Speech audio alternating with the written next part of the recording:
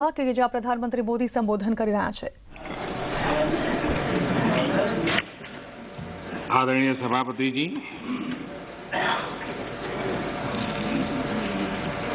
मैं राष्ट्रपति जी के प्रेरक उद्बोधन पर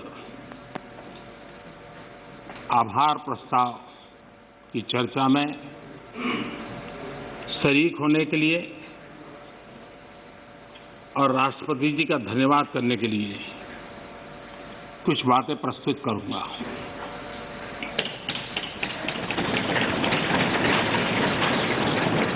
राष्ट्रपति जी का भाषण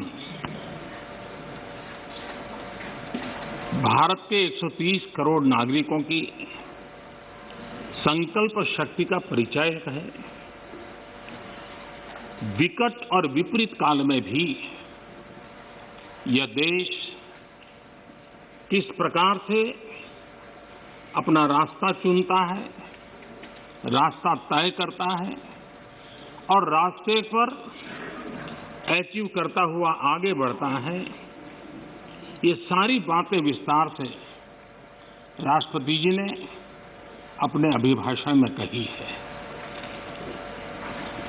उनका एक एक शब्द देशवासियों में एक नया विश्वास पैदा करने वाला है और हर किसी के दिल में देश के लिए कुछ करने की प्रेरणा जगाने वाला है।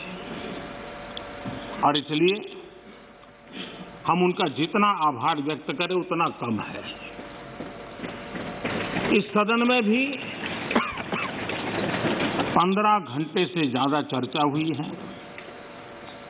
रात को 12-12 बजे तक हमारे सभी माननीय सांसदों ने इस चेतना को जगाए रखा है, चर्चा को जीवंत बनाया है, अधिक शार्पन किया है। इस चर्चा में भाग लेने वाले सभी माननीय सदस्यों का मैं हृदय से आभार व्यक्त करता हूं। मैं विशेष रूप से हमारी महिला सांसदों का आभार व्यक्त करना चाहता हूं, क्योंकि इस चर्चा में उनकी भागीदारी भी ज्यादा थी, विचारों की धार भी थी, रिसर्च करके बातें रखने का उनका प्रयास था और अपने आप को इस प्रकार से तैयार करके कि उन्होंने इस सदन को समृद्ध किया है, चर्चा को समृद्ध किया है।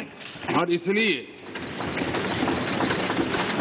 उनकी तैयारी, उनके तर्क और उनकी सूझबूझ, इसके लिए मैं विशेष रूप से महिला सांसदों का अभिनंदन करता हूं, उनका आभार व्यक्त करता हूं।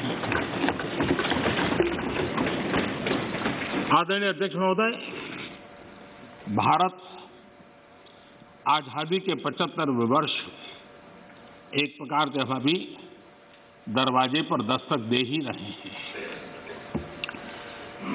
75 वर्ष का पड़ाव हर हिंदुस्तानी के लिए गर्व का है और आगे बढ़ने के पर्व का भी है। और इसलिए समाज व्यवस्था में हम कहीं पर भी हो, देश के किसी भी कोने में हो, सामाजिक आर्थिक व्यवस्था में हमारा स्थान कहीं पर भी हो, लेकिन हम सब ने मिलकर के आजादी के इस पर्व से एक नई प्रेरणा प्राप्त करके, नए संकल्प लेकर के 2047 जब देश आजादी के 100 साल मनाएगा, हम उस 100 साल की भारत की आजादी की यात्रा के 25 साल हमारे सामने हैं।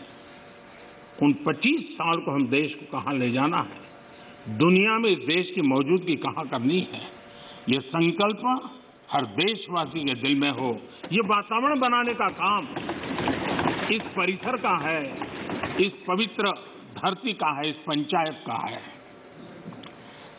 आदरणीय अध्यक्ष जी, देश जब आजाद हुए और जो आखिरी ब्रिटिश कमांडर थे वो यहां से जब गए तो आखिर में वो यही कहते रहते थे कि भारत कई देशों का महाद्वीप है, भारत कई देशों का महाद्वीप है और कोई भी इसे एक राष्ट्र कभी नहीं बना पाएगा। ये घोषणाएं हुई थी, लेकिन भारतवासियों ने इस आशंका को तोड़ा।